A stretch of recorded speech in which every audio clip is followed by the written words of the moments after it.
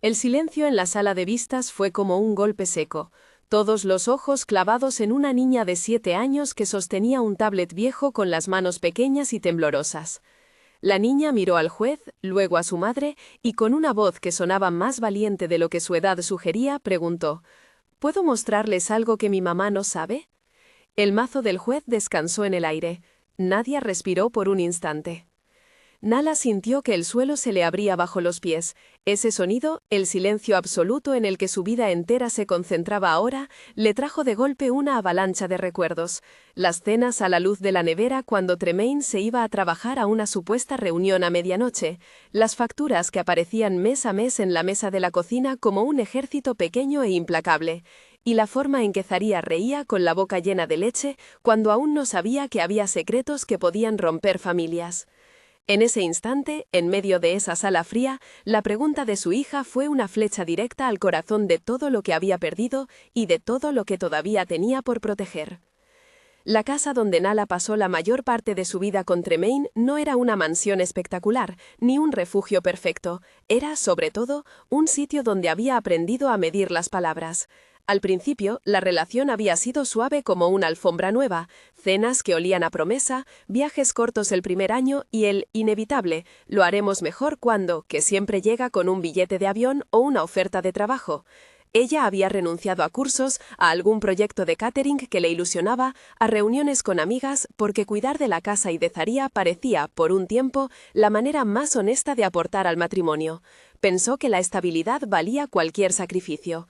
No se equivocaba al querer construir algo, se equivocó al no ver las grietas que empezaban a aparecer en la pintura.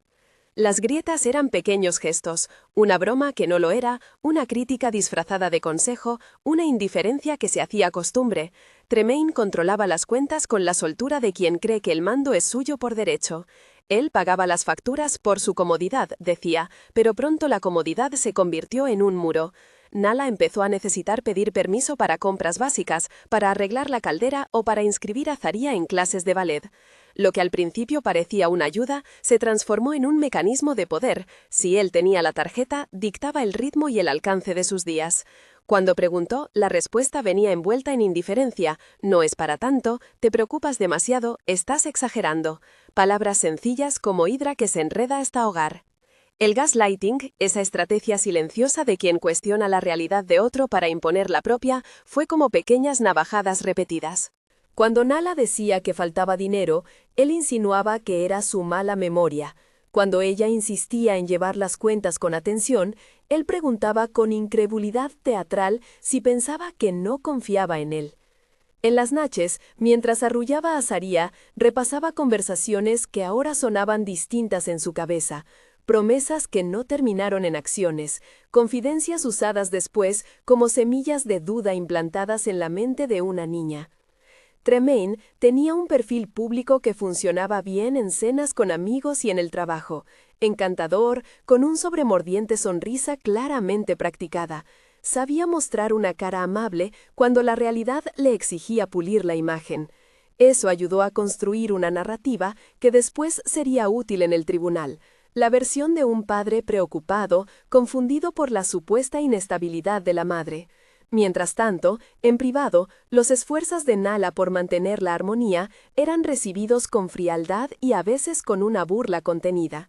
El día a día se convirtió en una especie de ajedrez doméstico, donde cada pequeño movimiento tenía que calcularse para evitar una reacción mayor. Zaria era la tregua luminosa en esa casa de tensiones.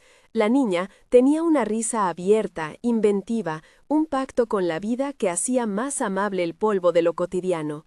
Amaba las galletas caseras de su madre y las historias antes de dormir. Por las tardes, juntas planificaban colores para decorar una futura furgoneta de catering que Nala tanteaba en secreto. Nala veía en esos planes una promesa. Quizá, cuando Zaria creciera, podrían ser 2 generadoras de sueños, madre e hija cocinando e inventando. Pero esos pequeños proyectos, esas fibras que tejen una autoestima, empezaron a romperse cuando Tremaine usó regalos y halagos para tejer otra tela alrededor de los pies de la niña. Le compró juguetes, la llevó a partidos y poco a poco colocó una distancia entre madre e hija que Nala percibía como nubes de humo. La primera vez que llegó un sobre del despacho de abogados, Nala lo sujetó como quien sostiene un animal herido, con sorpresa, con incredulidad. La demanda de divorcio y la petición de custodia fueron como dos nombres escritos en tinta roja. Las acusaciones eran vagas a primera vista, pero lo que asustó a Nala no fue el papel, sino la precisión con que partes de su vida aparecían descritas. Conductas impredecibles, conducta inadecuada ante la hija, evidencias de negligencia, palabras que fuera de contexto parecían heridas abiertas. Empezó a mirar su casa con ojos de extraña. Cada foto, cada mensaje parecía potencialmente manipulable. Días después del sobre, llegó la peor parte: llamadas de bancos, avisos de movimientos inusuales y más tarde, cuando revisó las cuentas con manos temblorosas, la confirmación de lo que había sospechado por semanas: transferencias que ella no había autorizado, saldos menguantes que coincidían con los periodos en que Tremaine me decía: «Es solo una prueba financiera, confía en mí, me ocupo de todo». La sensación de traición fue tan física que le faltó el aire. No solo la traía la pérdida del dinero, la traía el hecho de que las piezas de su vida podían moverse en un tablero sin su consentimiento. Comprendió que no solo estaba perdiendo estabilidad económica, alguien estaba armando una historia con piezas escogidas para presentar una versión plausible contra ella. Lo que agrandó la herida fue la aparición de pruebas plantadas, fotos fuera de contexto, mensajes editados y archivos que parecían sonar a pruebas contundentes. No se trataba solo de dinero, se trataba de construir la narrativa perfecta contra una mujer que, por su carácter reservado y natural, podía parecer vulnerable y por tanto frágil ante un tribunal. Nala entendió que había una maquinaria detrás, alguien que había pensado en cómo transformar el afecto en prueba en su contra.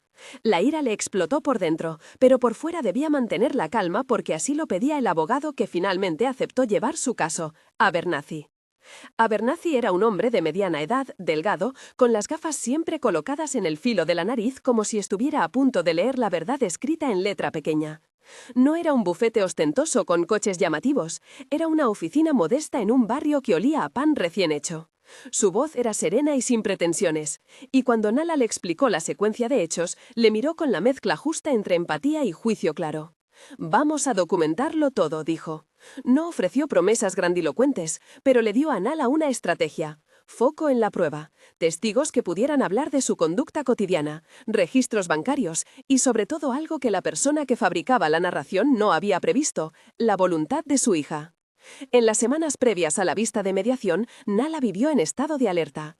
Cada vez que Tremaine llegaba a casa con una bolsa de juguetes o entradas para un partido, sentía que se le reabrían las costuras del pecho. Tremaine, lejos de disimular, empezó a construir su versión en público. Mostraba fragmentos de conversaciones, apuntes sobre preocupación familiar, y a la vez sostenía una imagen de padre responsable que llevaba la confianza de amigos y, lo más nocivo, la lealtad de una niña confundida por los regalos. La mediación fue un episodio de zozobra y humillación contenida. Frente a un mediador que intentaba mantener una apariencia de neutralidad, surgieron testimonios preparados que apuntaban a la instabilidad emocional de Nala. Allí apareció Valencia, que se presentó como una psicóloga con aire confiado y un discurso calibrado. Habló de señales, de percances, de supuestos episodios que según ella justificaban una custodia parcial para proteger a la menor. Su voz era profesional, su presencia implacable. Abrió un cuaderno de observaciones y soltó palabras que calaron como lluvia fría: inadecuación, reacciones desproporcionadas, riesgo. Eran términos clínicos, pero estaban puestos al servicio de una historia falaz. Valencia no conocía la cocina de Nala, ni las tardes en que madre e hija se manchaban de harina como si el mundo fuera una promesa. Pero tenía un currículum y una presencia que sonaba a autoridad. En la mediación, cada frase suya fue una losa más sobre la sensatez de Nala. Ella, que había intentado ser conciliadora, terminó visiblemente alterada cuando le preguntaron por una escena que, según la versión de la otra parte, la mostraba gritando a la niña. Había fotos sacadas de momentos de cansancio, mensajes extraídos de chats privados y anotaciones sacadas de contexto. La composición de pequeñas infamias formaba ya una imagen plausible para quienes escuchaban sin conocer los matices. El abogado de Tremaine, Cromwell, no dejó espacio para la clemencia. Era preciso, elegante y tenía la capacidad de reducir la complejidad de la vida a frases cortas y contundentes. Señoría, decía, los hechos hablan por sí solos. Puso en la mesa un dossier que parecía tejido para una novela negra, extractos bancarios, fotografías y el testimonio profesional de Valencia. Cada elemento separadamente podría parecer inocuo, juntos montaban una narrativa. Nala se sintió diminuta frente a esa maquinaria, su propio cuerpo la traicionaba, su voz se quebró y no supo mantenerse en el arquetipo de la madre que siempre había querido ser. La mediación no solucionó nada, solo consolidó la idea de que, si llegaban a juicio, muchas miradas estarían listas para creer una versión conveniente. En esos días reaccionarios y largos, Nala perdió horas de sueño y ganó una angustia que se pegó al cuerpo. Llevaba a Zarya al colegio como siempre, inventando juegos para que la niña no notara la tensión. Buscaba facturas y copias de correos electrónicos para entregar a Abernathy. Repasaba mentalmente conversaciones que podrían servir como testimonio. Intimidad convertida en expediente. A veces, en la cocina, se permitía pensar en la furgoneta de Catherine otra vez, como si ese proyecto que guardaba en un cajón pudiera ser una tabla de salvación cuando el juicio escoltase su vida hacia territorios desconocidos. No era solo por el dinero, era por recuperar un sentido de agencia que parecía robado. Hubo un momento, semanas antes de la vista principal, en que una llamada cambió el ritmo. Una antigua vecina, una mujer que había visto a Nala crecer como madre, accedió a dar testimonio sobre su responsabilidad y su cariño con la niña. Otras personas, tímidas al principio, se acercaron, la profesora de la escuela, la directora del centro de salud, el panadero que siempre la había visto llegar con 2 panes, uno para la casa y otro para la abuela. Esos testimonios eran pequeños faros de defensa, hilos que Abernathy tejía con paciencia para contrarrestar la narrativa oscura que Tammin y su equipo habían bordado. Nada era garantía, todo era posibilidad. La tensión fue en aumento en las semanas que precedieron la audiencia. Cromwell pulía su estrategia y Valencia preparaba su discurso con la tranquilidad de quien sabe que su papel es convincente. Tremaine, por su parte, parecía cada vez más cómodo en su papel de agraviado. En algún punto, incluso empezó a usar el argumento de que la madre era poco colaboradora, como si no contribuir a su propio descrédito fuera un síntoma de culpa. Es un fenómeno terrible, la culpa que exige pruebas para sostenerse y la facilidad con la que se pueden fabricar. El día del juicio, la mañana parecía una escena en sepia. El sol pegaba a la ventana de la sala de vistas y reflejaba en los suelos pulidos. Gente entrando, susurros controlados, el ruido amortiguado de nervios en la espera. Nala llegó con una chaqueta que había escogido por su neutralidad. No quería dar motivos para que la juzgaran por su apariencia. Zarya, que se mantenía extrañamente tranquila, iba de la mano de su abuela. Al verla en la sala, Nala sintió que cada palabra que dijera tendría un peso diferente, que su voz sería una moneda que debía caer cara para mantener su lugar. El juez se sentó con aire grave pero sin teatralidad. El protocolo se desplegó, presentación de las partes, comprobación de documentos, pequeños choques de civilidad que eran en realidad estrategias de posicionamiento. Las horas pasaron como un reloj que mide la gravedad de las cosas. Valencia entró al estrado con confianza calculada. Ofreció un análisis que, presentado con jerga lo bastante amplia para impresionar a quien no cuestiona, sonó como sentencia preliminar sobre la capacidad parental de Nala. Cromwell organizó el entendimiento con precisión, y cada intervención suya venía a reforzar el montaje. Nala miró a su hija durante el proceso. Zarya jugueteaba con una pulsera, dibujaba círculos en su cuaderno. En su rostro no había todavía el peso completo de la adultez, pero había algo más, una observación infantil que no siempre se ve, una atención que, a ojos adultos, se toma por indiferencia, pero que en realidad es una forma de memoria en construcción. Fue la menor quien, sin saberlo, empezó a atar cabos que los adultos no veían. En el receso del juicio, Abernathy habló con Nala a solas junto a una ventana que miraba a la calle. «No te prometo nada», dijo, «pero hay fisuras en su caso y vamos a explotarlas. Necesitamos calma». Su mirada no tenía la liviandad de quien da certezas, era la mirada de quien se prepara para una batalla larga y sabe que la estrategia impermeable no existe. Nala sonrió con una fuerza que dolía, era una sonrisa de quien recoge sus piezas y decide resistir. La tensión subió cuando llegó la hora en que testigos que podían limpiar el aire de esa atmósfera tensa fueron, uno por uno, llamados. Algunos testimonios fueron meros matices, otros pequeñas explosiones de claridad. La vecina que habló de las noches en que había visto a Nala jugar con Zarya. El panadero que recordó cómo la mujer siempre pagaba con puntualidad y con sonrisa. La profesora que habló de la estabilidad afectiva que la niña mostraba. Todo ello, contrapesos necesarios contra la poderosa narrativa adversa. Pero Valencia tenía respuesta para cada uno. Consideraciones, matices, observaciones clínicas que, por su exterior de autoridad, a ojos de algunos podían inclinar la balanza. El momento más brutal vino cuando alguien puso sobre la mesa una grabación. No era la del tablet de Zarya, sino un audio sacado de un contexto privado, en la que Nala aparecía alterada, y que Cromwell reprodujo como si fuera una prueba del temperamento desmedido de la madre.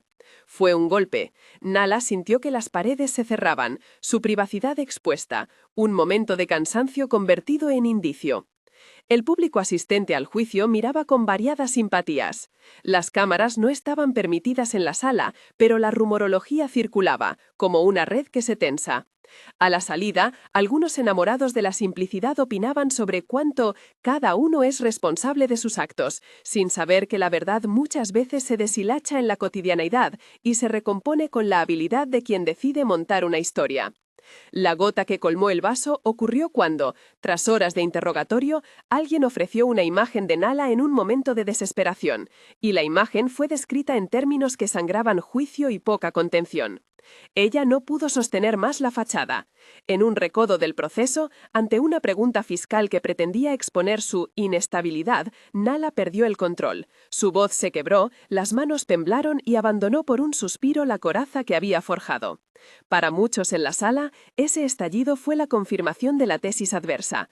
Para ella, fue la confesión silenciosa de lo que había estado acumulando: miedo, impotencia, la sensación de ver desmoronarse la vida que conocía. Ese low point no llegó como un corte en una película, fue un crescendo de humillaciones y desencuentros. Cuando salió de la sala, la gente murmuraba. Algunos motivos estaban más claros que otros. Los juicios no solo se ganan con pruebas, sino con la percepción que se logra construir en el momento. Nala se refugió en el coche con la respiración agitadamente golpeada por la culpa que no le pertenecía. Zarya, apoyada en su abuela, no comprendía del todo la avalancha que el mundo adulto había desatado sobre su madre. Percibía, eso sí, que la casa olía a papeles y a tristeza.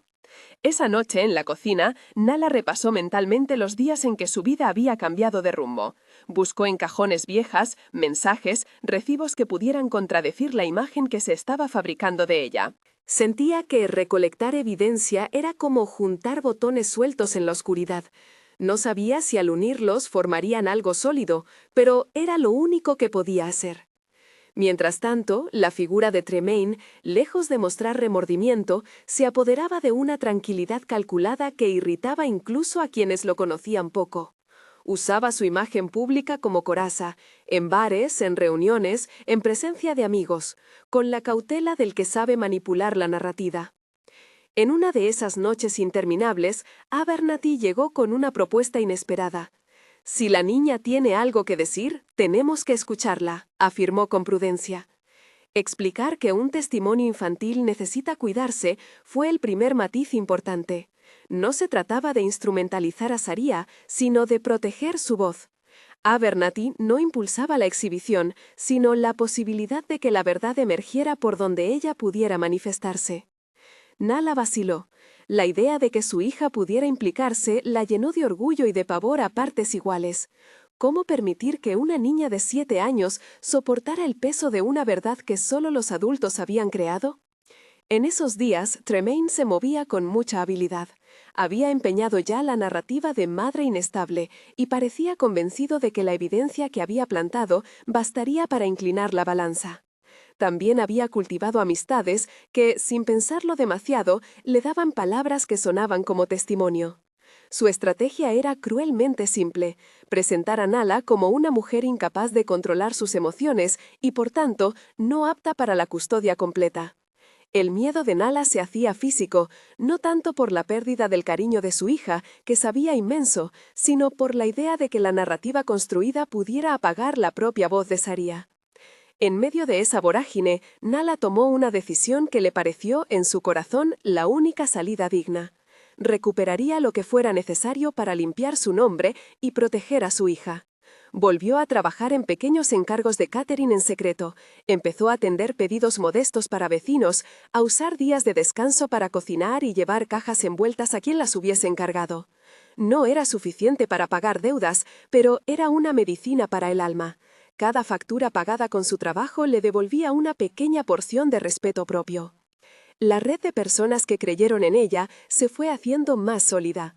Poco a poco, la idea de que la verdad, aunque lenta, podía abrirse camino comenzó a tomar forma. Abernathy, en sus conversaciones privadas, habló de una estrategia: preparar testimonios, buscar registros bancarios que contradijeran las narrativas de Tremaine y, sobre todo, mantener la calma en la sala. «La gente confía en quien no provoca», le dijo en una ocasión. Nala respiró. A veces, la guerra más grande era contener las propias lágrimas para que la nariz del público no se llevara sus relatos y los redujera a patetismo. La aparición de un tablet antiguo en la casa, un dispositivo que casi nadie recordaba haber comprado, fue un elemento sorpresa en esa red de pequeñas probabilidades. Lo encontró Zarya jugando en su cuarto, mientras buscaba pegatinas para un proyecto escolar. El aparato estaba allí, polvoriento, con vídeos hechos en tiempos en que la familia no sospechaba que las cámaras podían ser ahora instrumentos de defensa o de ataque. La niña, curiosa, empezó a trastear con el tablet y encontró grabaciones de conversaciones que a ojos de adulto parecían inocentes, risas en la cocina, discusiones apagadas, fragmentos de llamadas. Para un ojo entrenado, sin embargo, esos fragmentos podían ser piezas de un rompecabezas que demostrara un patrón. Conversaciones en las que Tremaine hablaba de mover cuentas o sugería ajustes que luego se verían reflejados en transacciones bancarias. Zarya guardó el secreto al principio. No tenía la categoría de evidencia, pero sí la intuición propia de los niños, que algunos objetos revelan cosas cuando las miras con atención. Un día preguntó a su madre, con la franqueza de quien no entiende aún las convenciones adultas: «Mamá, ¿por qué papá dice que las cuentas son de los dos si luego hace cosas sin decirte?». La pregunta, inocente, cortó a Nala como un filo. No era solo el hecho del dinero, era la sensación de que su hija empezaba a notar incongruencias. Nala, para proteger a la pequeña, le respondió con evasivas suaves, pero en su interior ya cocinaba un plan. Si había pruebas en ese tablet que mostraran conversaciones o encuentros donde la intención de Tremaine quedara en claro, habría que traerlas a la luz con cuidado. Cuando Abernathy supo de la existencia del dispositivo, respondió con la mesura de quien tiene un deber ético con menores.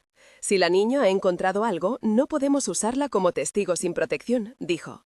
Sostuvo la posibilidad de recoger el material y presentarlo de un modo que preservara la integridad de la menor. Explicó que la admisibilidad de pruebas sería decisión del juez, pero que la verdad debía salir, si era posible, desde un lugar que no perjudicara a la niña. Nala sintió esperanza. Por primera vez, la posibilidad de que existiera algo tangible que desmontara la estructura que la atacaba parecía real. A medida que se acercaba a la audiencia principal, la tensión en la casa se volvía densa como niebla. Tremaine lo percibía y se mostraba aún más seguro de sí. Más regalos a la niña, más entrevistas informales con amigos y más presencia en redes sociales. Valencia, por su parte, pulía su informe y hacía guiños profesionales ante quien quisiera escucharla. Cromwell repasaba su dossier como si lo estuviera preparando para una obra maestra. Cada uno a su modo se preparaba para ese teatro terrible que es un tribunal, la representación de una verdad fragmentada. El día clave llegó con la misma fatalidad que traen los días que deciden destinos. La sala estaba llena de rostros que no pertenecían a la familia. Vecinos curiosos, periodistas con el interés apagado en el brillo del sensacionalismo y algunos miembros de la comunidad que conocían a Nala y a su trabajo. Las luces eran menos amistosas que las de una cocina. Eran luces que obligan a ver con claridad y sin piedad. Zarya entró de la mano de su abuela y se sentó en un banco cercano. Llevaba el tablet en una funda de color que parecía más pequeña de lo que realmente era, un objeto que ahora se convertiría en símbolo. Cuando el juicio parecía inclinarse peligrosamente hacia la versión de Tremaine, algo que nadie se esperaba, salvo los que todavía confiaban en el instinto de una niña, comenzó a moverse. Saria se levantó, cruzó la sala con una determinación que dejó a todos en suspenso y se acercó al estrado. Sujetó el tablet con manos que ya no temblaban tanto como al principio y dirigió una mirada al juez. ¿Puedo mostrarles algo que mi mamá no sabe? La frase reverberó en el recinto con la carga que un disparo tiene en la madrugada. Afuera, la ciudad seguía con su tráfago, pero dentro de la sala todo se detuvo.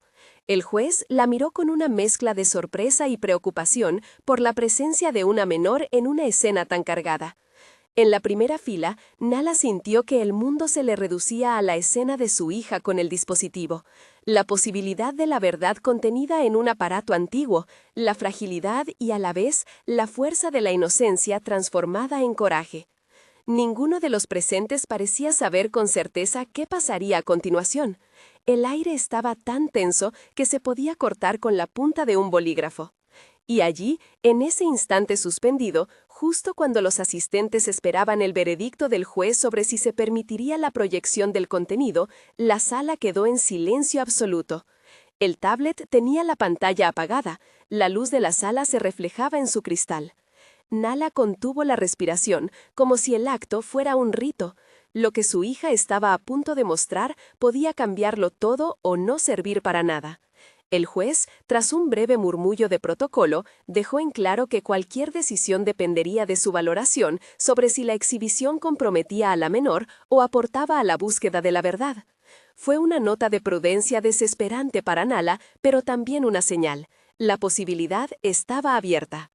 En ese punto exacto, cuando la pequeña figura de Saria apretó el botón y la pantalla comenzó a iluminarse, la luz proyectó en el rostro de Nala una mezcla de esperanza y miedo que tenía la intensidad de un religioso acto de fe.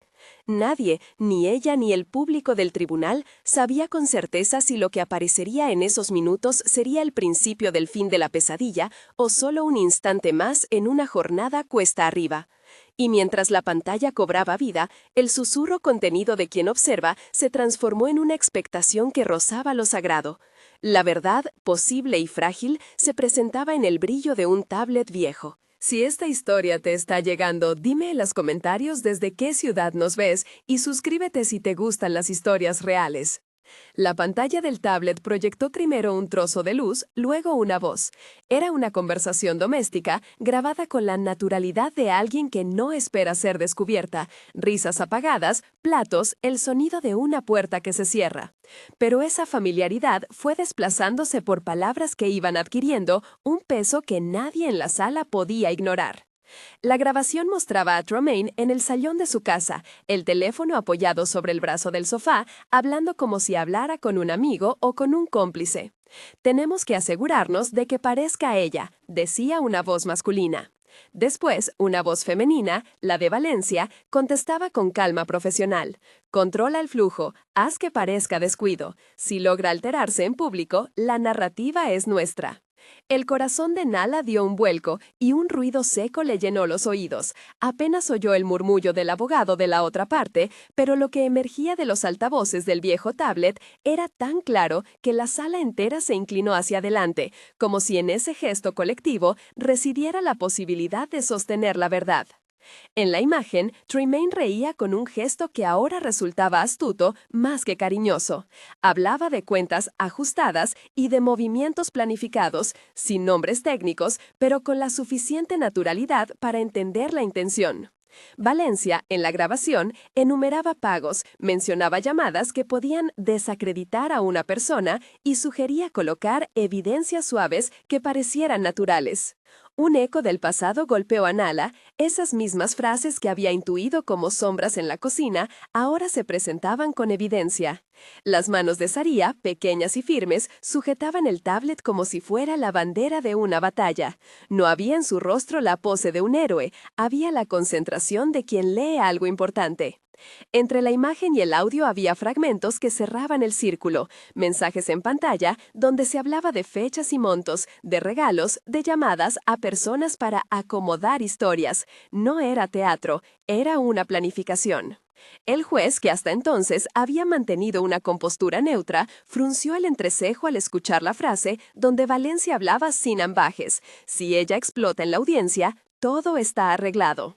Cromwell negó con la cabeza, con el esfuerzo de quien intenta recoserse un discurso que ya no encaja con la evidencia recién mostrada. En la primera fila, los ojos del abogado, de Nala, Abernathy, brillaron con una mezcla de alivio y agotamiento. La fisura que habían esperado se había abierto de golpe. Hubo un murmullo, un movimiento de papeles y 2 o 3 voces que exigieron orden. El juez solicitó de inmediato que se aclarara la procedencia del material y preguntó con gravedad quién lo había presentado. Saria, con esa sencillez que a los adultos a menudo les cuesta sostener, dijo: «Lo encontré en mi cuarto». Había conversaciones donde papá y la señora hablaban así. Mamá no lo sabía. La sala enmudeció. Nadie podía deslindar en ese minuto la sorpresa de la ternura. Una niña de 7 años había traído la prueba que voltearía la mesa. Cromwell pidió que no se aceptara la proyección como prueba. Alegó sorpresa, cadena de custodia no demostrada y riesgo de vulnerabilidad de la menor. Abernathy, en cambio, pidió que se escuchara el fragmento, que la sala juzgara por sí misma. El juez tomó la rescisión que la tensión respiraba. Permitió la reproducción del material bajo su criterio, indicando que se tendría en cuenta la protección de la menor, y que cualquier decisión ulterior sobre admisibilidad quedaría para el momento procesal oportuno. Fue una nota de prudencia que, no obstante, no quitó la carga devastadora del contenido. Cuando la grabación siguió, aparecieron escenas más comprometedoras. Se escucharon risas, bajo, un sonido de copas y Tremaine diciendo textualmente: «Ella confía, la dejamos que se rompa sola». Valencia añadía: «Nosotros recogemos los pedazos y los presentamos como prueba. Puedes mover fondos hacia la cuenta X, que luego justificarás como gastos. Nadie mirará 2 veces». No se ofrecían instrucciones técnicas, eran frases que describían intenciones: manipular percepciones, construir pruebas, aprovechar la vulnerabilidad de una mujer que en el trajín doméstico podría parecer frágil. Cada palabra erosionaba la credibilidad de la historia que Cromwell había montado tan meticulosa y fríamente. En la sala, algunos rostros se palidecieron. Amigos, vecinos, personas que habían apoyado a Tremaine en cenas o eventos y que ahora sentían cómo su percepción se recomponía. Otros, con la cabeza todavía inclinada hacia la narrativa previa, permanecían incrédulos.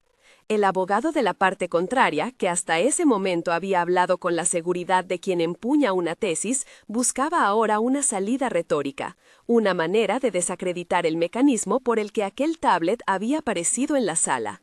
Pero ya era tarde para retóricas. Las imágenes y las voces, con su naturalidad traicionera, habían hecho su trabajo.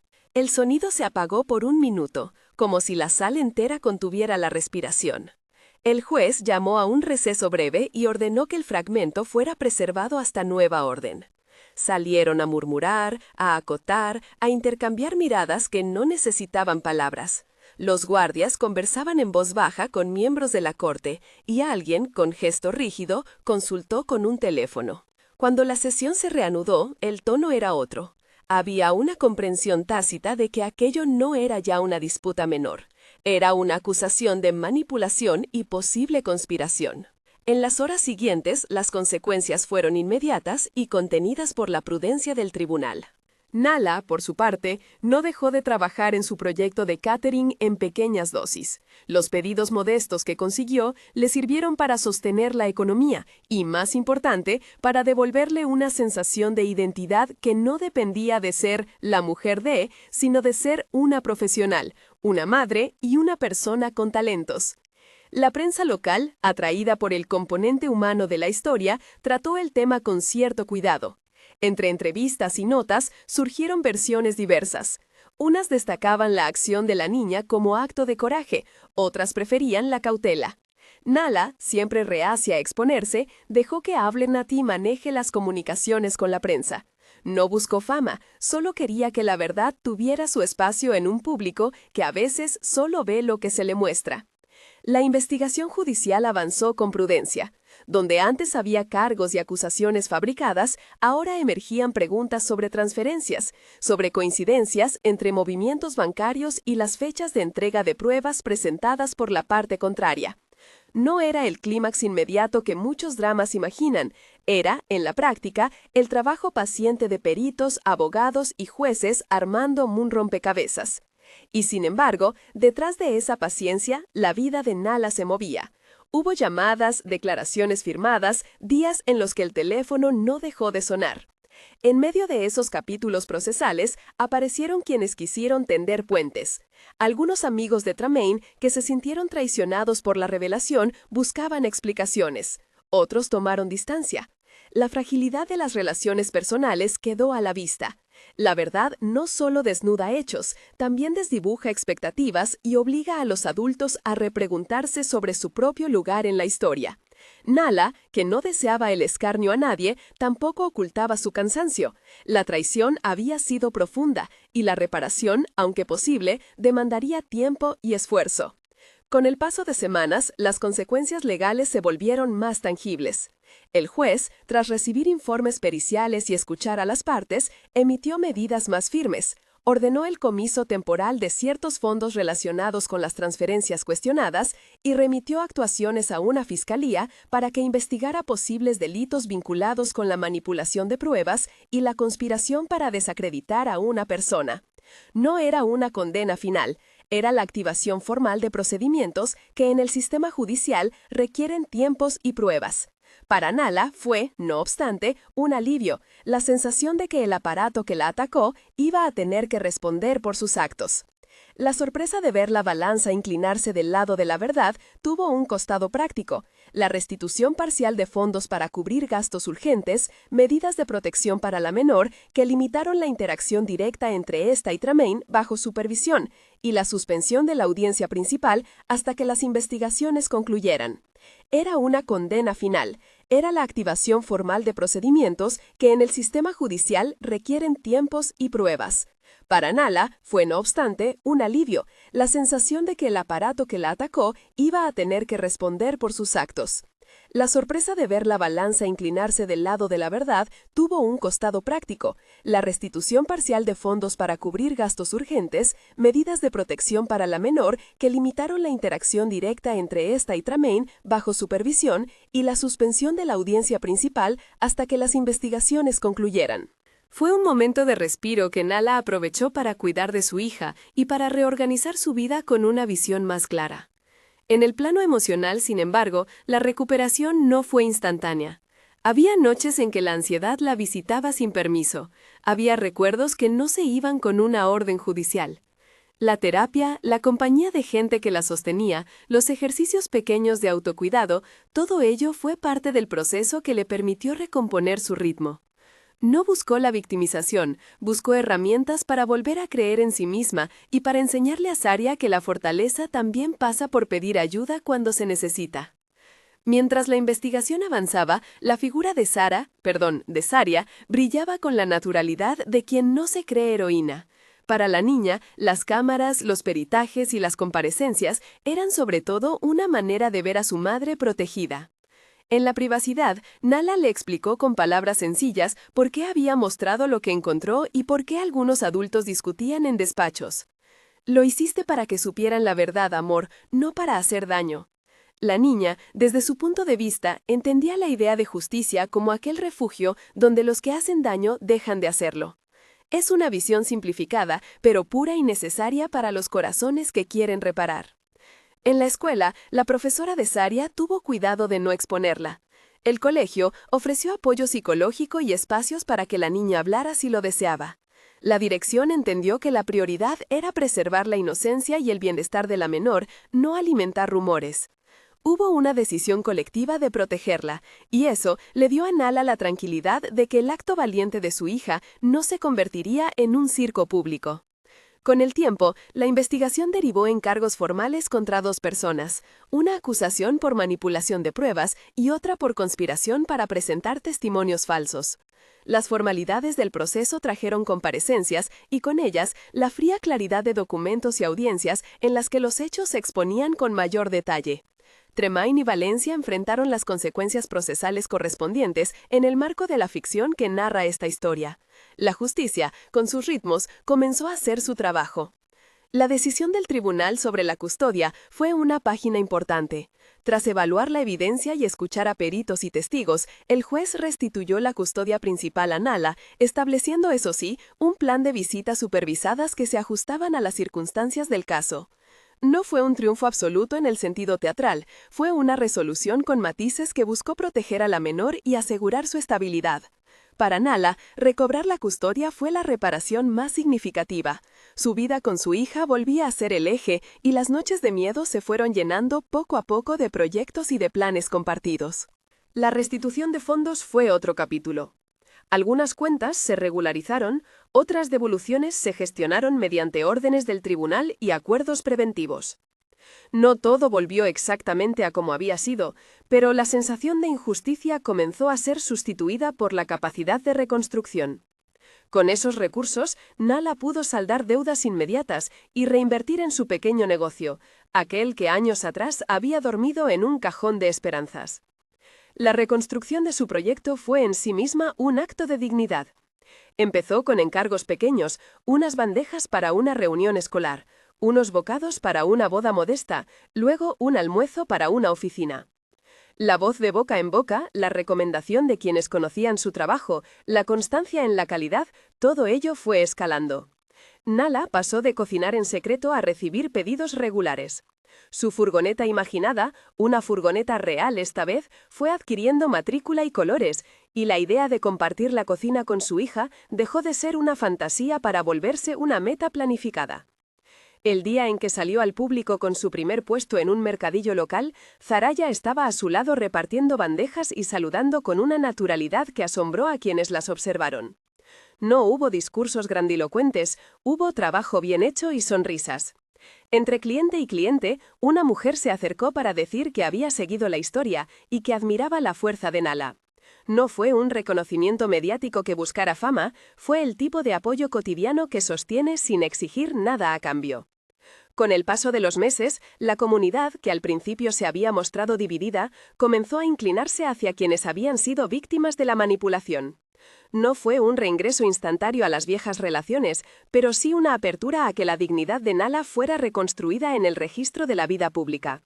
Quienes antes dudaban, ahora reconocían la complejidad que una grabación había mostrado. Para Nala, esa reconstrucción fue menos una venganza que una afirmación. El trabajo, la honestidad y el cariño eran la forma de restituir su nombre. En lo íntimo, la relación madre-hija, que había sufrido por los celos y la manipulación, encontró otra cadencia. Zaraya no se volvió una adulta prematura, siguió siendo niña, con juegos y risas. Pero la prueba de la lealtad que mostró en la sala dejó una estela en el vínculo, una mezcla de confianza, de respeto y de nuevas reglas que ambos aprendieron a establecer. Nala enseñó a su hija a poner límites, a confiar en la autoridad que protege y en la dignidad que sostiene. Juntas, tejieron rutinas nuevas, cocinar los fines de semana, planificar el menú semanal y dejar un espacio para la pregunta y la escucha.